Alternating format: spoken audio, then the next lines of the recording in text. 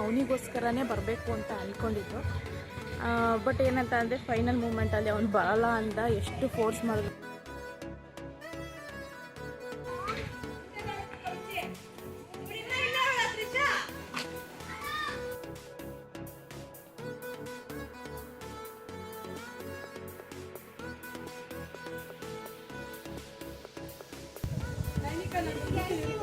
Hello friends, welcome back to my channel. ಇವತ್ತಿನ ವಿಡಿಯೋದಲ್ಲಿ ನಾವು ಡೇ ಔಟ್ ಹೋಗಿದ್ದಂತಹ ಒಂದು ವಿಡಿಯೋನ ಇಲ್ಲಿ ಶೇರ್ ಮಾಡ್ಕೊಳ್ತಾ ಇದ್ದೀನಿ. ಆ್ಯಕ್ಚುಲಿ ಸ್ವಲ್ಪ ಲೇಟಾಗಿ ಶೇರ್ ಮಾಡ್ಕೊಳ್ತಾ ಇದ್ದೀನಿ. ನಮ್ಮ ಆ್ಯನಿವರ್ಸರಿ ನೆಕ್ಸ್ಟ್ ಡೇ ಹೋಗಿದ್ದಂಥದ್ದು. ಹಾಗಾಗಿ ನಾನು, ನನ್ನ ಹಸ್ಬೆಂಡ್ ಹಾಗೆ ನನ್ನ ಮಗಳು 3 ಜನ ಹೋಗಿದ್ದಂಥದ್ದು. ನನ್ನ ಮಗ ಮಿಸ್ ಆಗಿದ್ದ. ಏನಕ್ಕೆ ಅಂತ ಅಂದರೆ ಅವನು ಆಲ್ರೆಡಿ ಅವ್ರ ಕಸಿನ್ಸ್ ಜೊತೆ ಎಲ್ಲ ಹೋಗ್ತಿರ್ತಾನೆ. ಆ್ಯಕ್ಚುಲಿ ಆವತ್ತಿನ ದಿನ ನಾವು ಹೋಗಿದ್ದ ದಿನ ಅವನು ಮನೇಲಿರಲಿಲ್ಲ. ಹಾಗಾಗಿ ನಾವು 3 ಜನ ಹೋಗಿದ್ದಂಥದ್ದು. ಬ್ಯಾಂಗ್ಳೂರಲ್ಲಿ ಔಟ್ಸ್ಕರ್ಟ್ ಹೋಗೋದು ಬೇಡ, ಬ್ಯಾಂಗ್ಳೂರಲ್ಲೇ ಇರೋವಂಥ ಯಾವುದಾದ್ರೂ ರೆಸಾರ್ಟಿಗೆ ಹೋಗೋಣ ಅಂತ ಹೇಳಿ ಪ್ಲ್ಯಾನ್ ಮಾಡಿಕೊಂಡು ಸರ್ಚ್ ಮಾಡಿದಂಥದ್ದು. ಆ್ಯಕ್ಚುಲಿ ಎಕ್ಸ್ಪೀರಿಯನ್ಸ್ ತುಂಬ ಚೆನ್ನಾಗಿತ್ತು, ಹಾಗೆಯೇ ಸರ್ವಿಸ್ ಕೂಡ ತುಂಬ ಚೆನ್ನಾಗಿತ್ತು ಅಂತಲೇ ಹೇಳ್ಬೋದು. ಯೂಶ್ವಲಿ ರೆಸಾರ್ಟ್ ಅಂತ ಅಂದರೆ ಈ ರಾಮನಗರ ಆ ಥರ ಸೈಡನ್ನ ನೋಡ್ತೀವಿ. ನಮಗೆ ತುಂಬ ನಿಯರ್ ಆಗಿರೋದನ್ನ ಯಾವುದಾದ್ರೂ ಸರ್ಚ್ ಮಾಡೋಣ ಅಂತ ಮಾಡಿದ್ದಾಗ ನಮಗೆ ಈ ರೆಸಾರ್ಟು ಇನ್ಸ್ಟಾಗ್ರಾಮಲ್ಲಿ ನೋಡಿ ಎಕ್ಸ್ಪೀರಿಯನ್ಸ್ ಮಾಡೋಣ ಅಂತ ಹೇಳಿ ಹೋಗಿದ್ದಂಥದ್ದು. ಅರೌಂಡ್ ಜಸ್ಟ್ 20 ಕಿಲೋಮೀಟರ್ ಅವೇ ಇತ್ತು ಅಷ್ಟೇನೆ. ಸೊ ಸೆಲೆಕ್ಟ್ ಮಾಡಿಕೊಂಡು ಆಮೇಲೆ ಹೊರಟಿದ್ದಂಥದ್ದು. ಹೋಗ್ತಾನೆ ನಮಗೆ ವೆಲ್ಕಮ್ ಡ್ರಿಂಕ್ಸ್ ಸಿಗುತ್ತೆ. ಸೊ ಲೆಮನ್ ಜ್ಯೂಸನ್ನ ಕೊಡ್ತಾರೆ. ಸೊ ಯಾವಾಗಲೂ ಇದೇ ಇರುತ್ತೆ ಅಂತ ಹೇಳೋಕ್ಕಾಗಲ್ಲ, ವೆಲ್ಕಮ್ ಡ್ರಿಂಕ್ಸ್ ಅಂತೂ ಇದ್ದೇ ಇರುತ್ತೆ.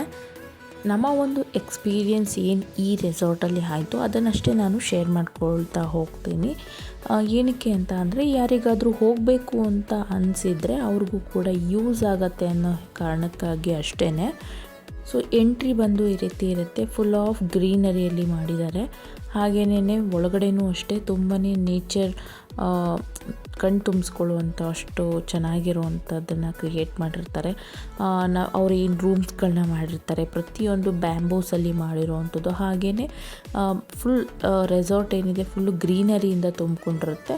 ಸೊ ಯಾವಾಗಲೂ ನಾವು ಬ್ಯಾಂಗ್ಳೂರ್ ಸಿಟಿ ಸೆಂಟ್ರಲ್ಲಿ ಬಿಲ್ಡಿಂಗ್ಸ್ಗಳು ನೇಚರ್ನ ನೋಡೋದಕ್ಕೆ ಚಾನ್ಸೇ ಆಗೋದಿಲ್ಲ. ಹಾಗಾಗಿ ಈ ರೀತಿ ಒಂದಿನ ಸ್ಪೆಂಡ್ ಮಾಡಿ ಬರೋದಕ್ಕೆ ಚೆನ್ನಾಗಿರುತ್ತೆ ಅಂತ ಹೇಳ್ಬೋದು. ಪಾರ್ಕಿಂಗ್ ವಿಷಯಕ್ಕೆ ಬಂದರೆ ಹೊರಗಡೆ ಪಾರ್ಕಿಂಗ್ಗಳು ಅವೈಲಬಲ್ ಇರುತ್ತೆ, ಒಳಗಡೆನೂ ಕೂಡ ಪಾರ್ಕಿಂಗ್ ಇರುತ್ತೆ. ಈ ಎಲ್ಲ ಕಾಟೇಜಸ್ಸು ಬಂದು ಸ್ಟೇ ಇರೋರಿಗೆ ಮಾತ್ರ. ನಾವು ಹೋಗಿದ್ದಂಥದ್ದು ಜಸ್ಟ್ 1 ಡೇಗೆ ಅಷ್ಟೇನೆ, ಮಾರ್ನಿಂಗ್ ಟು ಈವ್ನಿಂಗ್.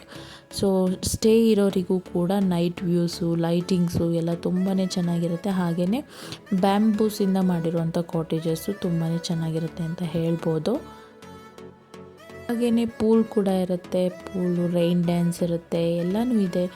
ಒಂದು ರೆಸಾರ್ಟಲ್ಲಿ ಯಾವ ರೀತಿ ಎಲ್ಲ ಥರದ್ದು ಇರುತ್ತೆ ಅದೇ ರೀತಿಯೇ ಇದರಲ್ಲಿ ಕೂಡ ಇದೆ. ತುಂಬಾ ಚೆನ್ನಾಗಿತ್ತು ಎಕ್ಸ್ಪೀರಿಯೆನ್ಸ್ ಅಂತ ಹೇಳ್ಬೋದು ನಮಗೆ. ಇತ್ತೀಚಿನ ದಿನಗಳಲ್ಲಿ ಹೊರಗಡೆ ಹೋಗೋದು ತುಂಬಾ ಕಡಿಮೆ ಆಗಿಬಿಟ್ಟಿತ್ತು. ಪಾಪು ಆಗಿತ್ತು, ಪಾಪು ಜೊತೆ ಕೆಲವೊಂದು ದಿನಗಳು. ಹಾಗೆಯೇ ನಮ್ಮದು ಹೌಸ್ ಶಿಫ್ಟಿಂಗು ಮತ್ತು ಪೃಥ್ವಿಕ್ ಸ್ಕೂಲು, ಈ ಥರ ಒಂದು ಬ್ಯಾಕ್ ಟು ಬ್ಯಾಕ್ ಸ್ಕೆಡ್ಯೂಲ್ಸ್ ಬಂದುಬಿಟ್ಟು ನಾವು ಹೊರಗಡೆ ಹೋಗೋದೇ ಕಡಿಮೆ ಆಗಿಬಿಟ್ಟಿತ್ತು. ಫಾರ್ ಎ ಚೇಂಜ್ ಇರಲಿ ಅಂತ ಹೋಗಿದ್ದಂಥದ್ದು. ಆದರೆ ಪೃಥ್ವಿಕ್ನ ತುಂಬ ಮಿಸ್ ಮಾಡ್ಕೊಂಡ್ವಿ ಅಂತಲೇ ಹೇಳ್ಬೋದು. ಅವ್ನಿಗೆ ಈ ರೀತಿ ಅಡ್ವೆಂಚರಸ್ ತುಂಬಾ ಇಷ್ಟ ಆಗುತ್ತೆ. ಬಟ್ ಏನು ಮಾಡೋಕ್ಕಾಗಲ್ಲ, ಆವತ್ತಿನ ದಿನ ಅವ್ನು ಮನೇಲಿರಲಿಲ್ಲ. ಈ ಒಂದು ರೆಸಾರ್ಟಿನ ಹೆಸರು ಶೂಲಿನ್ ರೆಸಾರ್ಟ್ ಅಂತ ಬರುತ್ತೆ. ಇದು ಅರೌಂಡ್ ನಮಗೆ ಉತ್ತರಹಳ್ಳಿಯಿಂದ 20 ಕಿಲೋಮೀಟರ್ ಆಗುತ್ತೆ. ಕೆಂಗೇರಿ ಸುತ್ತಮುತ್ತ ಇರೋರಿಗೆ ತುಂಬಾ ಹತ್ರ ಆಗುತ್ತೆ ಅಂತ ಹೇಳ್ಬೋದು. ಈ ಒಂದು ರೆಸಾರ್ಟಿನ ಡೀಟೇಲ್ಸ್ನ ನಾನು ಡಿಸ್ಕ್ರಿಪ್ಷನಲ್ಲಿ ಮೆನ್ಷನ್ ಮಾಡಿರ್ತೀನಿ. ಯಾರಿಗಾದರೂ ಹೋಗಬೇಕು ಅಂತ ಅನಿಸಿದರೆ ಕಾಂಟ್ಯಾಕ್ಟ್ ಮಾಡಿಕೊಂಡು ಹೋಗ್ಬೋದು.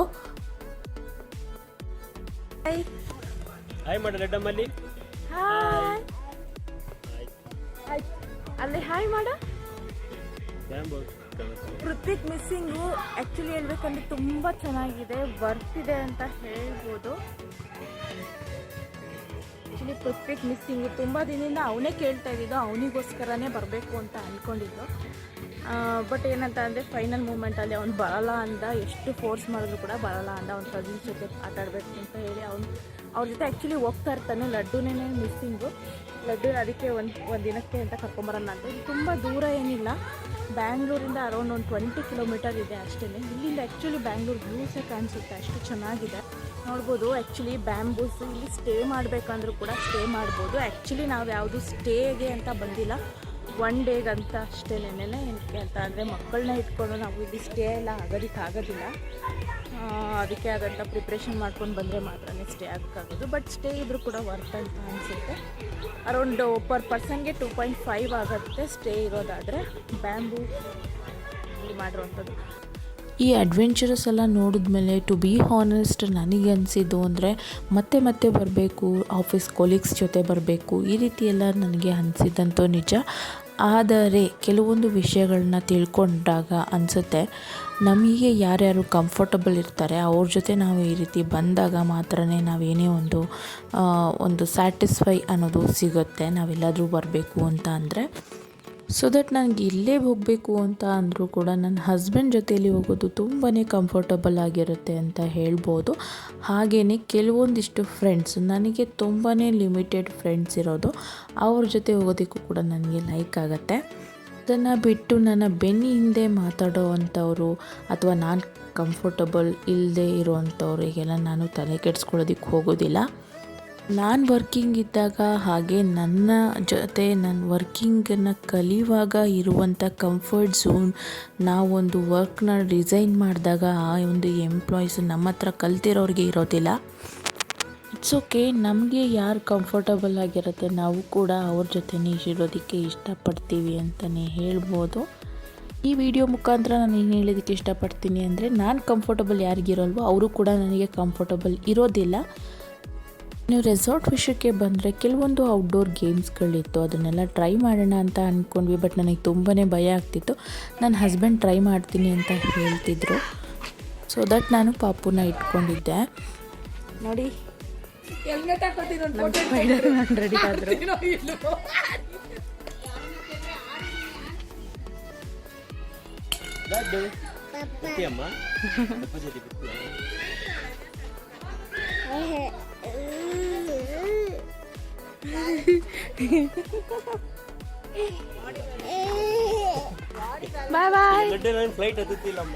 ಬಾಯ್ ಬಾಯ್. ಪಪ್ಪ ಎಲ್ಲಿಗೋ ಹೋಗ್. ಪಪ್ಪ ಹಾಯ್ ಮಾಡು ಪಪ್ಪಾಗೆ.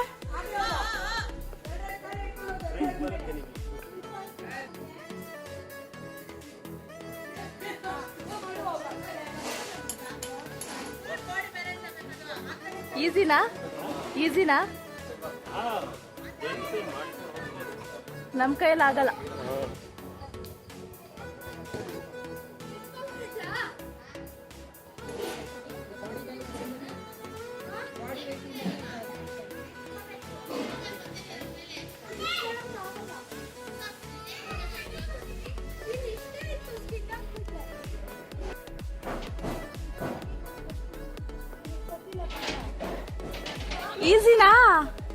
ಈಸಿನಾ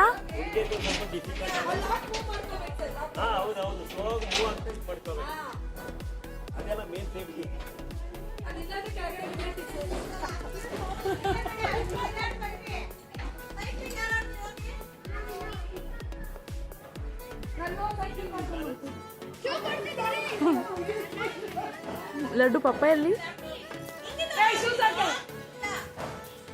ಪಪ್ಪ ಎಲ್ಲಿ ಲಡ್ಡುಮ್ಮ? ಅವರೆಲ್ಲ ಒಂದು ರೋಪ್ ಆ್ಯಕ್ಟಿವಿಟೀಸ್ನ ಟ್ರೈ ಮಾಡ್ತಾಯಿದ್ರು. ನನಗಂತೂ ತುಂಬಾ ಭಯ ಆಗುತ್ತೆ ಸ್ವಲ್ಪ ಹೈಟಲ್ಲಿದ್ದರೆ. ಹಾಗಾಗಿ ನಾನು ಪಾಪುನ ನೋಡ್ಕೊಳ್ತೀನಿ ಅಂತ ಹೇಳಿ ಅವ್ರಿಗೆ ಟ್ರೈ ಮಾಡೋದಕ್ಕೆ ಅಂತ ಬಿಟ್ಬಿಟ್ಟೆ. ಆ್ಯಕ್ಚುಲಿ ಅದು ನನಗೆ ಸ್ವಲ್ಪ ಹೈಟಲ್ಲಿದ್ದರೂ ಕೂಡ ತಲೆ ತಿರುಗುತ್ತೆ. ಹಾಗಾಗಿ ನಾನು ಯಾವುದನ್ನು ಟ್ರೈ ಮಾಡೋದಕ್ಕೆ ಹೋಗಲಿಲ್ಲ. ರೋಪ್ ಆ್ಯಕ್ಟಿವಿಟೀಸ್ನ ಇಷ್ಟಪಡೋರಿಗಂತೂ ತುಂಬಾ ರೋಪ್ ಆ್ಯಕ್ಟಿವಿಟೀಸ್ ಇಲ್ಲಿ ಇದೆ, ಟ್ರೈ ಮಾಡ್ಬೋದು ಅವರು. ಬಟ್ ಭಯ ಇರೋರಿಗೆ ಟ್ರೈ ಮಾಡೋದಕ್ಕಾಗೋದಿಲ್ಲ. ಇದರಲ್ಲಿ ನಾವು ಒಂದು ಸರಿ ಎಂಟ್ರಿ ಫೀಸ್ನ ಪೇ ಮಾಡಿದ್ರೆ ಅಷ್ಟೇ. ಮತ್ತೆ ಯಾವುದೇ ಒಂದು ರೋಪ್ ಆ್ಯಕ್ಟಿವಿಟೀಸಿಗಾಗಿರ್ಬೋದು, ಇಂಡೋರ್ ಆ್ಯಕ್ಟಿವಿಟೀಸಿಗಾಗಿರ್ಬೋದು ಯಾವುದೇ ರೀತಿ ಚಾರ್ಜಸ್ ಇರೋದಿಲ್ಲ. ಹಾಗೆಯೇ ಇದರಲ್ಲಿ ಸೈಕ್ಲಿಂಗ್ ಕೂಡ ಇದೆ. ಸೈಕ್ಲಿಂಗನ್ನು ಒಂದು ಸರಿ ಟ್ರೈ ಮಾಡೋಣ ಅಂತ ಹೇಳಿ ನಾನು ಯಾವುದೇ ರೀತಿ ರೋಪ್ ಆ್ಯಕ್ಟಿವಿಟೀಸ್ನ ಟ್ರೈ ಮಾಡಲಿಲ್ಲ. ಅದಕ್ಕಾಗಿ ಸೈಕ್ಲಿಂಗ್ನ ಟ್ರೈ ಮಾಡೋಣ ಇಬ್ಬರು ಅಂತ ಅಂದ್ಕೊಂಡ್ವಿ. ಸೊ ಅವ್ರು ಟ್ರೈ ಮಾಡುವಾಗ ಪಾಪುನ ನಾನು ಇಟ್ಕೊಂಡಿದ್ದೆ, ನಾನು ಮಾಡುವಾಗ ಅವರು ಪಾಪುನ ನೋಡ್ಕೊಳ್ತಾಯಿದ್ರು. ಈ ರೀತಿ ನಾವು ಮ್ಯಾನೇಜ್ ಮಾಡ್ಕೊಂಡ್ವಿ.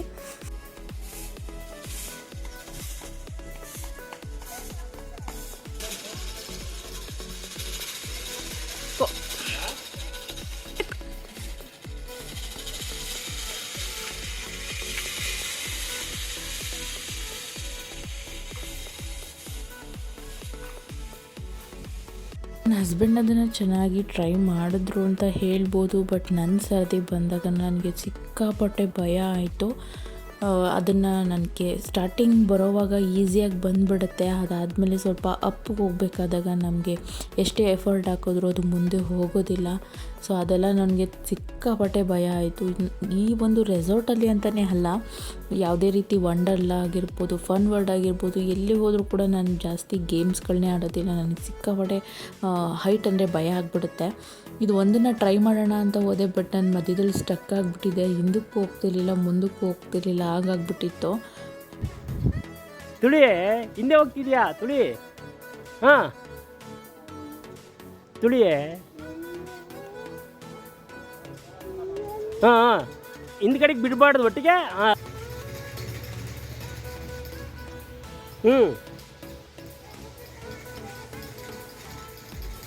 ಅಲ್ಲಿ ಮಮ್ಮಿ ಮೇಲೆ ಅವಳು ನೋಡೋಕೆ ಆಗ್ತಿಲ್ಲ, ಮೇಲೆ ಕಣ್ಣು. ತುಳಿ ಜೋರಾಗತ್ತೋ, ಪುಷ್ ಮಾಡೇ. ನಾವು ತುಳ್ಕೊಂಬಂದಿದ್ದು ತಾನೆ. ತುಳಿ ತುಳಿ ತುಳಿಯೇ ತುಳಿ ತುಳಿ ಹ್ಯಾಂಡ್ಲದು ಸ್ಟ್ರಾಂಗ್ ಹಿಡ್ಕೊಂಡು ತುಳಿ. ಹಾಂ ಹಾಂ ಹಾಂ ಹಾಂ ಹಂಗೆ ಹಂಗೆ. ಹಾಂ ನನ್ನ ಸೈಕ್ಲಿಂಗ್ ಕತೆ ಅಂತೂ ಇಷ್ಟ ಆಯಿತು. ನನಗೆ ಮಧ್ಯದಲ್ಲೇ ಸ್ಟಕ್ ಆಗಿಬಿಟ್ಟಿದ್ದೆ. ಅದಾದಮೇಲೆ ಹೇಗೋ ಮಾಡಿ ಲಾಸ್ಟ್ವರೆಗೂ ಹೋದೆ. ಅದಾದಮೇಲೆ ಇನ್ನೊಂದು 2 ಮೀಟರ್ ಇರೋವಾಗ ಅವ್ರು ಎಳ್ಕೊಂಡ್ರು. ಆ ರೀತಿ ಆಗಿಬಿಡುತ್ತೆ. ನನಗೆ ಹೈಟ್ ಅಂದ್ರೇ ಆಗೋದಿಲ್ಲ.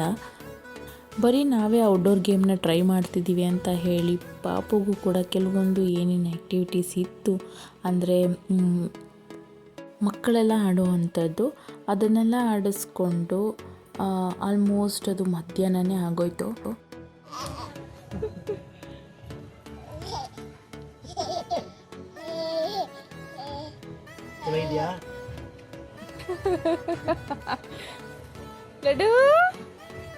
ಚೆನ್ನಾಗಿದೆಯಾ? 1 o'clockಗೆಲ್ಲ ಇಲ್ಲಿ ಫುಡ್ ಸ್ಟಾರ್ಟ್ ಆಗುತ್ತೆ. ಹಾಗಾಗಿ ನಮ್ಮದು ಅಡ್ವೆಂಚರಸ್ ಎಲ್ಲ ನಾವು ಕಂಪ್ಲೀಟ್ ಮಾಡೋಷ್ಟೊತ್ತಿಗೆ 2 o'clock ಆಗಿತ್ತು. ಸೊ 1 ಇಂದ 3ವರೆಗೂ ಫುಡ್ ಅವೈಲಬಿಲಿಟಿ ಇಲ್ಲಿ ಇರುತ್ತೆ. ಸೊ ನಾವೇನು ಸ್ಟಾರ್ಟಿಂಗಲ್ಲಿ ಪೇ ಮಾಡಿರ್ತೀವಿ, ಸೊ ಅದು ಇನ್ಕ್ಲೂಡಿಂಗ್ ಫುಡ್ ಆಗಿರುತ್ತೆ. ಕೆಲವರು ಬ್ರೇಕ್ಫಾಸ್ಟ್ನೂ ಕೂಡ ತೊಗೊಳ್ತಾರೆ. ನಾವು ಓನ್ಲಿ ಲಂಚ್ನ ತೊಗೊಂಡಿದ್ದಂಥದ್ದು.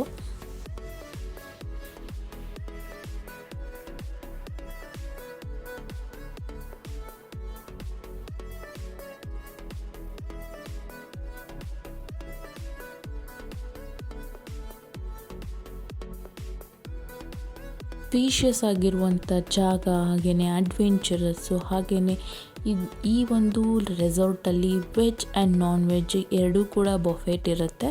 ನಮಗೆ ಎಷ್ಟು ಕ್ವಾಂಟಿಟಿಯಲ್ಲಿ ಬೇಕೋ ಅಷ್ಟು ನಾವು ತೊಗೊಳ್ಬೋದು. ಯಾವುದೇ ರೀತಿ ವೇಸ್ಟ್ ಮಾಡ್ದಂಗೆ ನಮಗೆ ಎಷ್ಟು ಕ್ವಾಂಟಿಟಿಯಲ್ಲಿ ನಾವು ತಿಂತೀವಿ ಅಷ್ಟನ್ನು ಹಾಕ್ಕೊಂಡು ಫುಡ್ಡನ್ನು ನಾವು ನೀಟಾಗಿ ಎಂಜಾಯ್ ಮಾಡ್ಕೊಳ್ಬೋದು. ವೆಜ್ಜು ಕೂಡ ಇರುತ್ತೆ, ನಾನ್ ವೆಜ್ಜು ಕೂಡ ಇರುತ್ತೆ. ಯಾವ್ದು ಬೇಕಾದರೂ ನೀವು ಟ್ರೈ ಮಾಡ್ಬೋದು. ಟೇಸ್ಟ್ ವಿಷಯಕ್ಕೆ ಬಂದರೆ ತುಂಬಾ ಟೇಸ್ಟಿಯಾಗಿತ್ತು ಅಂತಲೇ ಹೇಳ್ಬೋದು. ತುಂಬ ವೆರೈಟೀಸ್ ಇರೋದಿಲ್ಲ, ಇರೋ ವೆರೈಟೀಸಲ್ಲೇ ಟೇಸ್ಟು ತುಂಬಾ ಚೆನ್ನಾಗಿತ್ತು ಅಂತ ಹೇಳ್ಬೋದು. ಇನ್ನು ಮಕ್ಕಳಿಗೆ ನಾವು ಅಲ್ಲಿ ಯಾವುದೇ ರೀತಿ ಫುಡ್ಡನ್ನು ಫೀಡ್ ಮಾಡೋದಕ್ಕೆ ಆಗೋದಿಲ್ಲ. ಬೇಸಿಕಲಿ ಏನು ಅಂತ ಅಂದರೆ ಲಡ್ಡು ಎಲ್ಲೇ ಹೊರಗಡೆ ಹೋದರೂ ಬೇರೆ ಥರದ ಫುಡ್ ಪ್ರಿಫರ್ ಮಾಡೋದಿಲ್ಲ. ಹಾಗಾಗಿ ಅಲ್ಲಿ ಕರ್ಡ್ ರೈಸ್ ಅವೈಲಬಿಲಿಟಿ ಇತ್ತು. ನಾನು ಅವ್ರ ಕರ್ಡ್ ರೈಸನ್ನೇ ತಿನ್ನಿಸ್ಕೊಂಡೆ. ಊಟ ಎಲ್ಲ ಮುಗಿದ್ಮೇಲೆ ಸ್ವಿಮ್ಮಿಂಗ್ ಪೂಲಿಗೆ ಬಂದ್ವಿ. ಸ್ವಿಮ್ಮಿಂಗ್ ಪೂಲಿಗೆ ನಾವು ಡ್ರೆಸ್ ಚೇಂಜ್ ಮಾಡ್ಕೊಳ್ಳೋದಕ್ಕೆ ರೂಮ್ಸ್ ಕೂಡ ಅಲ್ಲಿ ಅವೈಲಬಲ್ ಇರುತ್ತೆ. ನಾವು ಆ್ಯಕ್ಚುಲಿ ವೆದರ್ದು ಸ್ವಲ್ಪ ಕೋಲ್ಡ್ ಆಗಿದ್ದರಿಂದ ಲಡ್ಡುನ ಸ್ವಿಮ್ಮಿಂಗ್ ಪೂಲಿಗೆ ಕರ್ಕೊಂಡು ಬರೋದು ಬೇಡ ಅಂತ ಹೇಳಿ ಸ್ವಿಮ್ಮಿಂಗ್ ಆಕ್ಸೆಸರೀಸ್ ಏನೂ ತೊಗೊಂಡು ಹೋಗಿರಲಿಲ್ಲ. ಆದರೆ ಆ ಒಂದು ಟೈಮಲ್ಲಿ ತುಂಬಾ ಬಿಸಿಲು ಬಂದಿತ್ತು. ಸೊ ಬಿಸಿಲು ಬಂದಾಗ ಅವಳು ಕೂಡ ನೀರನ್ನ ನೋಡಿ ಸುಮ್ಮನೆ ಇರಲಿಲ್ಲ. ಹಾಗಾಗಿ ಒಂದು ಸೈಡಲ್ಲಿ ಚಿಕ್ಕ ಮಕ್ಕಳದು ಪೂಲ್ ಇರುತ್ತೆ, ಇನ್ನೊಂದು ಸೈಡಲ್ಲಿ ದೊಡ್ಡವ್ರದ್ದು ಪೂಲ್ ಇರುತ್ತೆ. ಹಾಗಾಗಿ ಚಿಕ್ಕ ಮಕ್ಕಳು ಪೂಲಲ್ಲೇ ಇಳಿದು ಅವಳನ್ನ ಈ ರೀತಿ ಕೈ ಬಿಡದೇ ಇರೋ ಹಾಗೆ ಆಟ ಆಡಿಸ್ಕೊತಾ ಇದ್ವಿ. ಮಕ್ಕಳಲ್ವ ಸ್ವಲ್ಪ ಭಯ ಆಗಿಬಿಡುತ್ತೆ ವಾಟರ್ ಅಂತ ಅಂದಾಗ. ಸೊ ನೆಕ್ಸ್ಟ್ ಟೈಮ್ ಹೋಗೋವಾಗ ಯಾರಾದರೂ ಹೋಗೋರಿದ್ದರೆ ಡೆಫಿನೆಟ್ಲಿ ಪೂಲ್ ಆಕ್ಸಸರೀಸ್ನ ತೊಗೊಂಡು ಹೋಗಿ, ಸ್ವಿಮ್ ಡ್ರೆಸ್ ಆಗಿರ್ಬೋದು, ಹಾಗೆಯೇ ಟ್ಯೂಬ್ಸ್ ಆಗಿರ್ಬೋದು, ಇದನ್ನೆಲ್ಲ ಕ್ಯಾರಿ ಮಾಡಿದ್ರೆ ಮಕ್ಕಳು ತುಂಬ ಚೆನ್ನಾಗಿ ಎಂಜಾಯ್ ಮಾಡ್ತಾರೆ ಅಂತ ಹೇಳ್ಬೋದು. ಆ್ಯಕ್ಚುಲಿ ಲಡ್ಡು ಇನ್ನೂ 1 year 4 months ಆಗಿರೋದ್ರಿಂದ ಬೇಡ ಅಂತ ಅಂದ್ಕೊಂಡ್ವಿ, ಬಟ್ ಅದು ವಾಟರೆಲ್ಲ ನೋಡಿದ್ಮೇಲೆ ಅವಳು ಸುಮ್ಮನೆ ಇರಲಿಲ್ಲ, ಹಾಗಾಗಿ ಇಳಿಸ್ಲೇಬೇಕಾಯಿತು.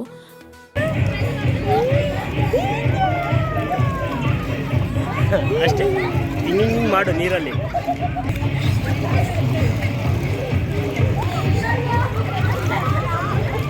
ಸಾಕಾ?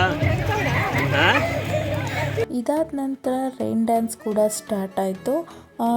ಬಿಸಿಲಿದ್ದಿದ್ದರಿಂದ ಅಷ್ಟೊಂದು ಕೋಲ್ಡ್ ಅನ್ನಿಸ್ತಿರ್ಲಿಲ್ಲ ವಾಟರು, ಹಾಗಾಗಿ ಒಂದು ಎಕ್ಸ್ಪೀರಿಯೆನ್ಸ್ ಲಡ್ಡುಗೆ ಮಾಡಿಸೋಣ ಅಂತ ಹೇಳಿ ಅಂದ್ಕೊಂಡ್ವಿ ಅಷ್ಟೇ.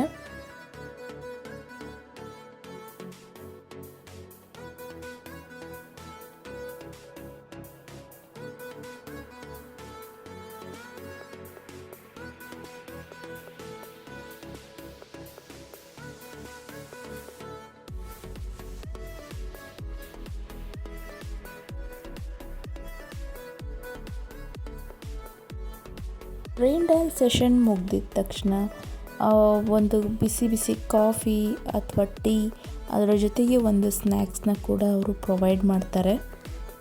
ಈ ಒಂದು ಅಡ್ವೆಂಚರಸ್ ರೆಸಾರ್ಟಿಗೆ ನಾವು 9:30ಗೆ ಚೆಕ್-ಇನ್ ಆದರೆ ಈವ್ನಿಂಗ್ 6ವರೆಗೂ ಅಲ್ಲಿ ಟೈಮ್ನ ಸ್ಪೆಂಡ್ ಮಾಡ್ಕೊಳ್ಬೋದು. ಇದೆಲ್ಲ ಮುಗಿಸ್ಕೊಂಡು ನಾವು 6 o'clockಗೆ ಚೆಕ್ಔಟ್ ಆಗಿ ಹಾಗೆಯೇ ಮನೆಗೆ ಬಂದ್ವಿ. ಅರೌಂಡ್ 7 o'clockಗೆಲ್ಲ ಮನೇಲಿದ್ವಿ. ಮಧ್ಯಾಹ್ನ ಅಲ್ಲಿ ಆಲ್ರೆಡಿ ನಾವು ಫುಡ್ಡು ನಾನ್ ವೆಜ್ ಎಲ್ಲ ಊಟ ಮಾಡಿದ್ದರಿಂದ ಅಷ್ಟೊಂದು ಹಸಿವಾಗ್ತಾ ಇರಲಿಲ್ಲ, ಹಾಗಾಗಿ ಫ್ರೂಟ್ ಸಲಾಡ್ ಮಾಡಿಕೊಂಡು ತಿನ್ನೋಣ ಅಂತ ಹೇಳಿ. ಸೊ ಫ್ರೆಂಡ್ಸ್, ಇದಾಗಿತ್ತು ನಮ್ಮ ಒಂದು ಡೇ ಔಟಿನ ಒಂದು ವ್ಲಾಗ್. ಐ ಹೋಪ್ ಈ ವಿಡಿಯೋ ನಿಮಗೆ ಇಷ್ಟ ಆಗಿದೆ ಅಂತ ಅಂದ್ಕೊಳ್ತೀನಿ. ಇಷ್ಟ ಆಗಿರೋರು ಲೈಕ್ ಮಾಡಿ, ಇಷ್ಟ ಆಗಿಲ್ಲದೆ ಇರೋರು ಇಗ್ನೋರ್ ಮಾಡ್ಕೊಳ್ಬೋದು. ಮತ್ತು ಇನ್ನೊಂದು ವ್ಲಾಗೊಂದಿಗೆ ಸಿಗ್ತೀನಿ. ಅಲ್ಲಿವರೆಗೂ ಯಾರೆಲ್ಲ ವಿಡಿಯೋನ ಸಬ್ಸ್ಕ್ರೈಬ್ ಮಾಡ್ಕೊಳ್ದೆ ನೋಡ್ತಾ ಇದ್ದೀರಾ, ಸಬ್ಸ್ಕ್ರೈಬ್ ಮಾಡ್ಕೊಂಡು ನೋಡಿ ಅಂತ ಹೇಳ್ತಾ, thank you all for watching.